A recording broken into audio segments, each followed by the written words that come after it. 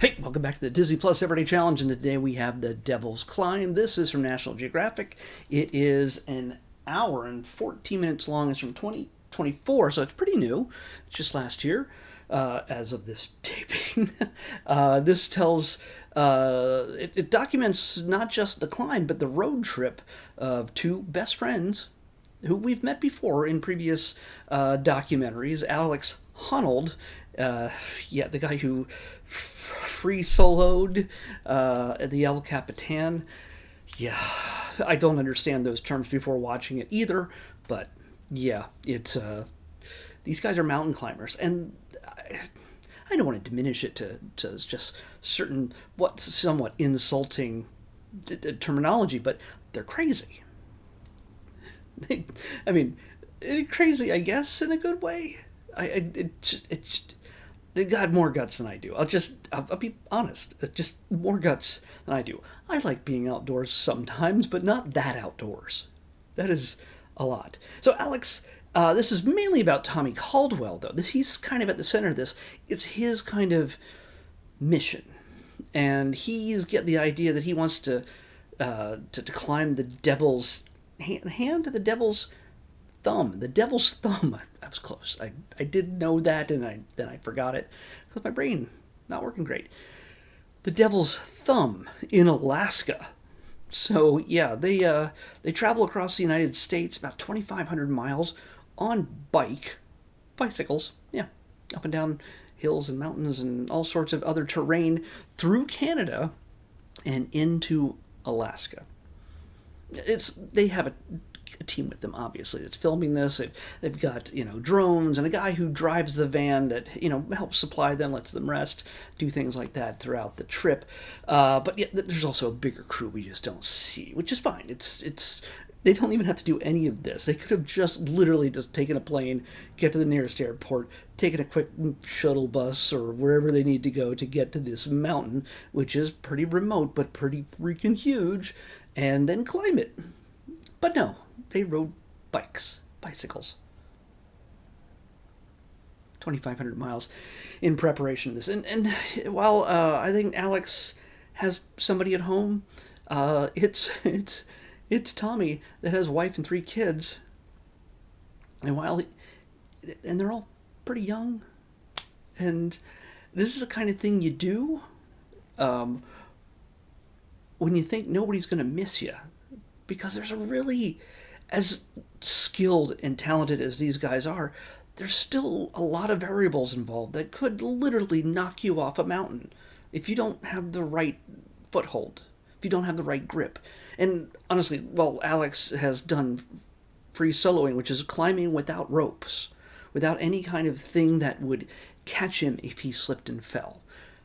Terrifying.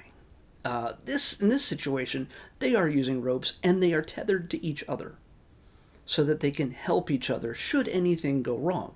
But also the idea of the gravity of a man that's nearly maybe 150 pounds, 200. I really don't know how big they are.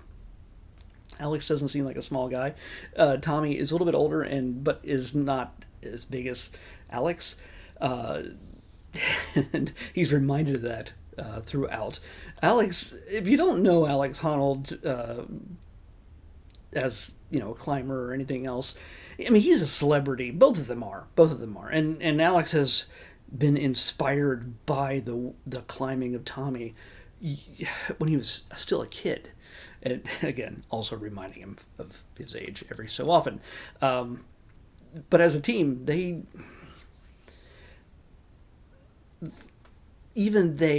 at times have a few doubts here and there as to what could happen. But at the same time, you have to have a sort of immense confidence that says this is something that normal people do not do, and it is super dangerous, but we're going to do it anyway because we know we can, and they do it.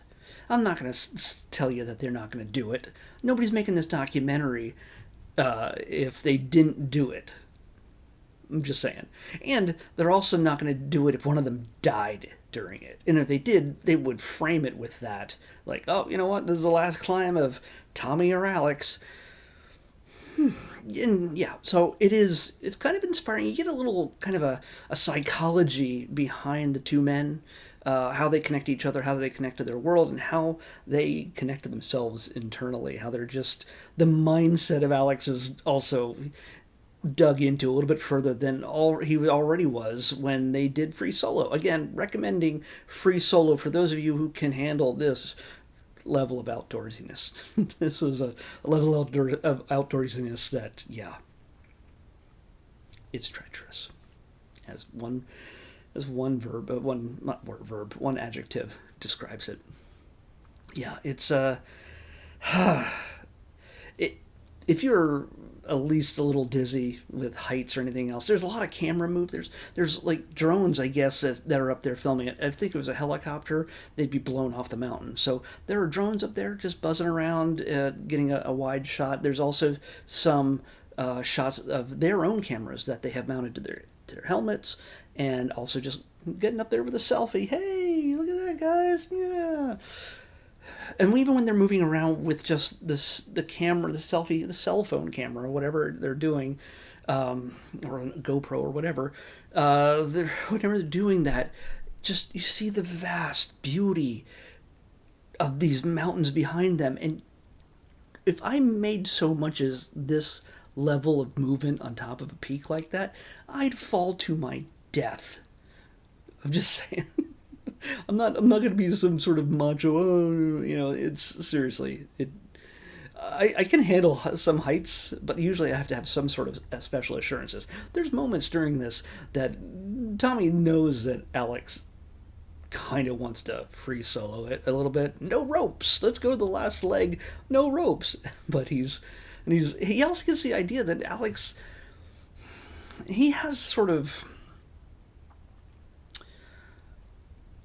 a mentality that is seemingly cold, seemingly non-empathetic. And that's a term that is used by Tommy at one point, that he doesn't necessarily think that Alex has empathy for other people or him even as friends. But through this, we get to discover that as Alex talks to the camera, that, yeah, there's parts of him where he just didn't grow up in a way that he expressed his emotions like other people. And it's been difficult. And sometimes it's just hard to express himself in a way that says, I'm human. But I'm not going to spoil all that for you. It's a good way to, if you want to get to understand who these guys are. And again, Free Solo does that with Alex a lot more so. This is more a Tommy thing, but the two of them, the dynamic between the two of them, is what makes this interesting.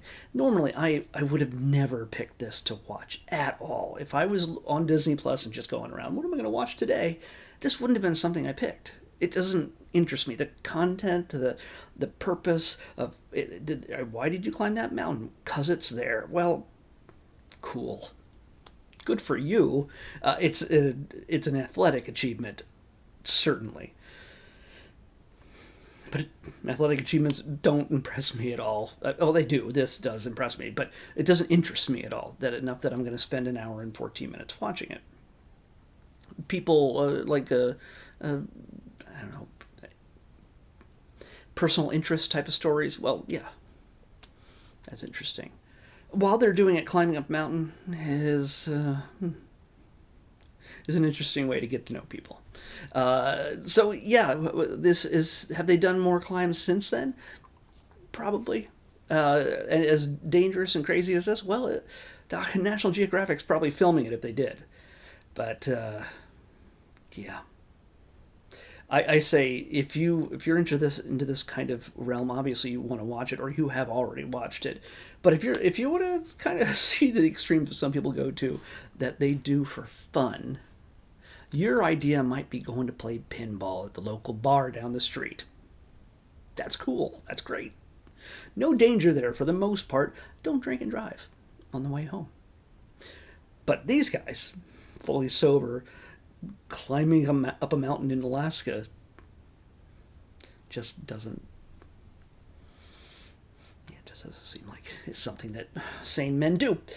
I was going to pick tomorrow's episode, but I don't need to touch that. I don't need to touch that at all. So yeah, definitely check it out if you're into this outdoorsy type of thing. But if you're like me and you're more nerdy and indoorsy, it's usually not going to be something that's going to really interest you.